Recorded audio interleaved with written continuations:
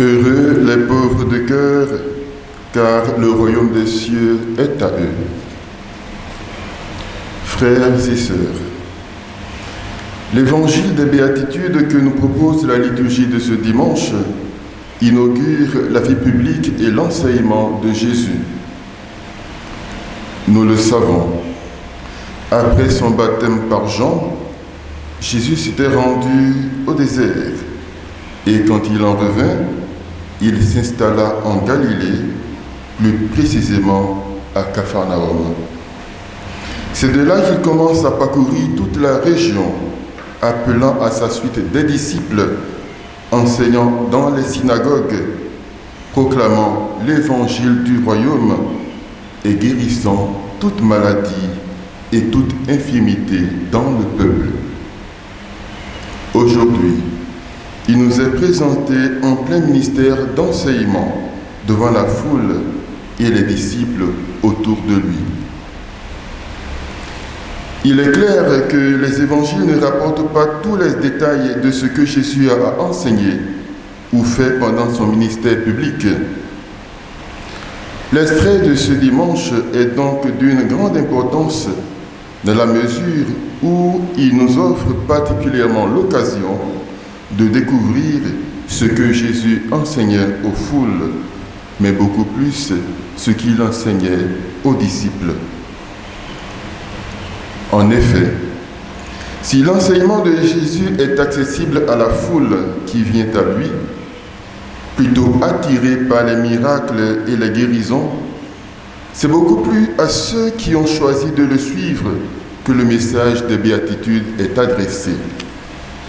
Car les béatitudes sont un appel à une vertu supérieure qui n'est pas accessible à toutes les catégories de personnes, mais uniquement à celles qui sont appelées à suivre Jésus et qui sont engagées dans leur vocation. Elles se distinguent radicalement comme des valeurs paradoxales du royaume des cieux qui renversent les valeurs conventionnelles de la société. Frères et sœurs, que tout le monde cherche le bonheur, cela s'entend.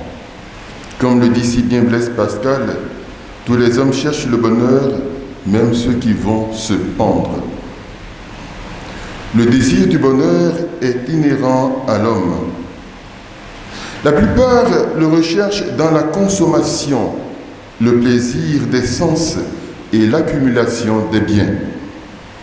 D'autres dans le pouvoir et l'influence exercée sur leurs congénères. Quelques-uns encore désirent l'obtenir dans l'accroissement de leur savoir et de leur connaissance. L'engouement de nos contemporains pour le développement personnel et la zen attitude, le yoga on peut dire, renseignent du bonheur auquel ils aspirent. En fin de compte, l'on finit par penser qu'il faut consommer, posséder ou dominer, adopter telle ou telle idéologie à la mode, suivre tel programme de développement personnel pour être heureux. Et alors, on se laisse entraîner dans le tourbillon de la possession, de la consommation, de la domination, des idéologies d'autosubjectivité. Alors, qui possède veut posséder plus sans limite. Qui consomme veut consommer davantage, sans modération, sans mesure. Qui domine veut toujours dominer plus. Et quand on a le pouvoir, on ne veut pas le lâcher. Et celui qui sait veut savoir toujours plus. Et en définitive, les hommes meurent et ils ne sont pas heureux, comme le dirait Caligula dans la pièce éponyme d'Albert Camus. Frères et sœurs, ce n'est pas ce bonheur fugace et corrosif que nous propose le Christ. Son bonheur n'est pas à mesure humaine, il est à mesure divine. Il se démarque des conceptions ordinaires que s'en font les hommes. Pour l'Évangile, en effet, le bonheur n'est pas juste un état de satiété ici-bas. C'est suivre une personne, c'est suivre Jésus. Et vivre heureux selon Jésus, c'est posséder, c'est habiter le royaume des cieux, c'est-à-dire vivre en présence de Jésus. Quand Jésus promet le royaume des cieux est à eux, il indique que maintenant et pour toujours, ceux qui vivent en sa présence sont assurés du bonheur d'être consolés, du bonheur d'être rassasiés, du bonheur d'être appelés fils de Dieu. Ils hériteront la terre, la miséricorde et la vision de Dieu. Et pour gagner ce bonheur-là, Jésus brosse le portrait idéal attendu. Être pauvre de cœur, pleurer, être doux, affamé de justice, miséricordieux, avoir le cœur pur, être artisan de paix et même être persécuté pour la justice. Est pauvre de cœur celui qui est sans orgueil, sans suffisance et qui ne s'appuie pas sur sa fortune, mais adopte une attitude d'humilité profonde et de détachement intérieur, reconnaissant sa dépendance totale envers Dieu, faisant de lui la seule et vraie richesse. Si tu as un cœur pauvre, Dieu seul occupera la première place chez toi et tu rejetteras toute forme d'idolâtrie. Pleurer consiste en une attitude de lâcher-prise spirituelle où l'on reconnaît sa propre impuissance pour se tourner vers Dieu.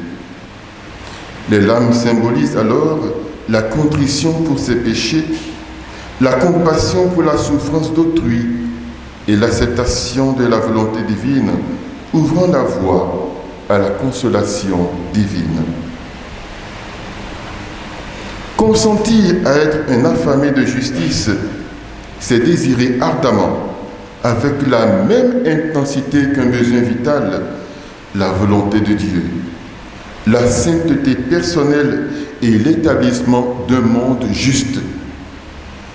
C'est éprouver cette soif spirituelle profonde de conformer sa vie à Dieu et de voir la justice de Dieu régner. Que ton règne vienne, disons-nous dans le Notre Père.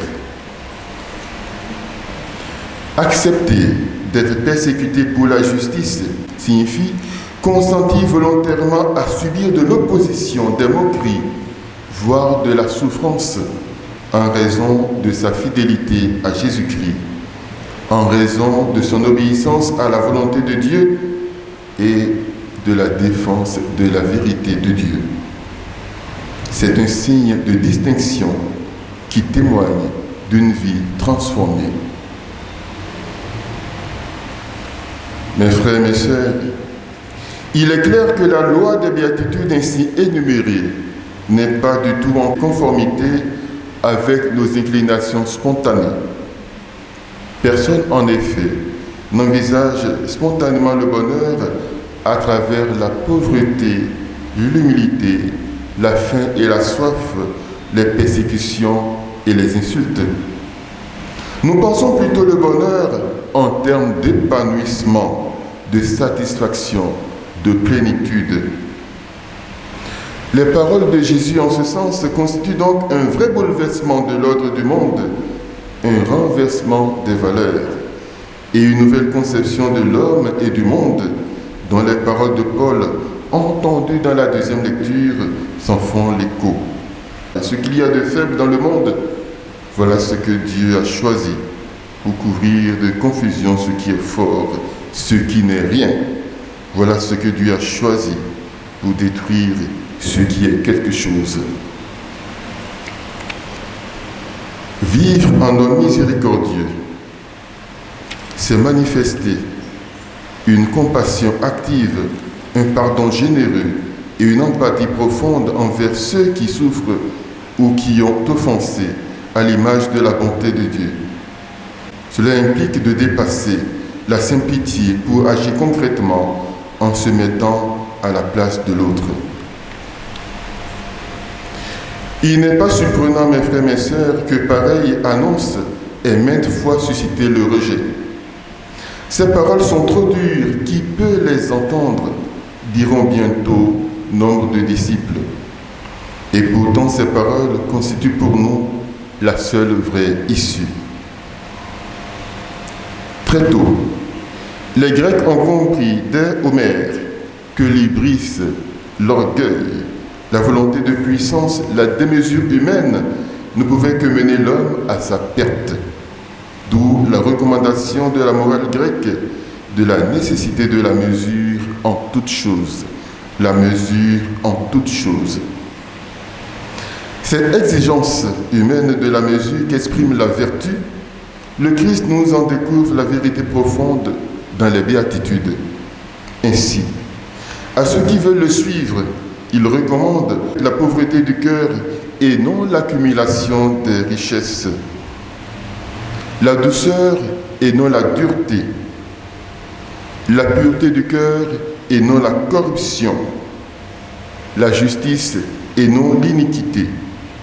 Il s'agit au fond de vertus qui sont à l'opposé d'un bonheur fondé sur cette volonté de puissance, et donc les vertus qui ne détruisent pas l'homme, mais l'élèvent en valeur, en dignité et en vérité. De plus, les béatitudes des affligés, de ceux qui pleurent, qui sont persécutés et insultés, loin de faire aimer la souffrance pour elle-même, nous poussent plutôt à reconnaître la marque de la résurrection au cœur même des tribulations de notre vie. Elle nous invite à expérimenter concrètement comment la puissance de la résurrection nous est donnée lorsque la croix se plante dans notre vie et comment aussi la vie du Christ en nous est plus puissante que toute souffrance humaine parce que sans la supprimer, elle la transforme. C'est bien cela, encore une fois, que nous décrit saint Paul, relisant sa propre vie quand il écrit. On nous croit tristes et nous sommes joyeux, pauvres et nous faisons tant de riches, démunis de tout et nous possédons tout. Tant de saints après lui témoignent de cela. La joie de Dominique et de François d'Assise ne les empêchait pas de pleurer pour le salut des hommes. C'est plutôt la joie qui jaillissait de leurs larmes.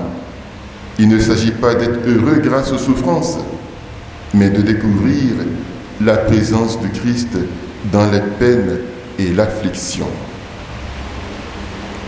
Dans la première lecture, le Seigneur déclare par la bouche de son prophète « Je laisserai chez toi un peuple pauvre et petit.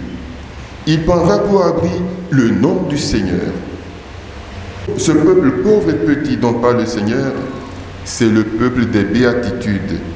C'est le peuple des gens humbles et pauvres, ceux qui accomplissent la loi du Seigneur et cherchent la justice en toute humilité. Le Seigneur promet que malgré tout, ce peuple sera dans le repos et ne sera point effrayé. Le Seigneur lui-même est en effet la sécurité et la récompense du peuple fidèle. Alors mes frères, mes sœurs, voulez-vous aujourd'hui faire partie de ce peuple? La vie des béatitudes est une conformation de notre vie à celle du Christ, une invitation à le rejoindre dans les joies et jusque dans les peines. Prions donc, mes frères, mes sœurs, prions le Seigneur de venir lui-même graver sa loi au fond de nos cœurs, qu'il vienne prendre nos vies dans ses mains et nous configurer davantage à lui, pour que nous ayons plus que tout le goût du vrai bonheur, le bonheur de marcher à sa suite, le bonheur de l'imiter, le bonheur de vouloir être des saints. Seigneur, je viens à toi. Déjà, tu me connais. Toi qui sondes les cœurs, toi qui sondes les reins, Seigneur, accueille-moi, prends ma vie dans tes mains.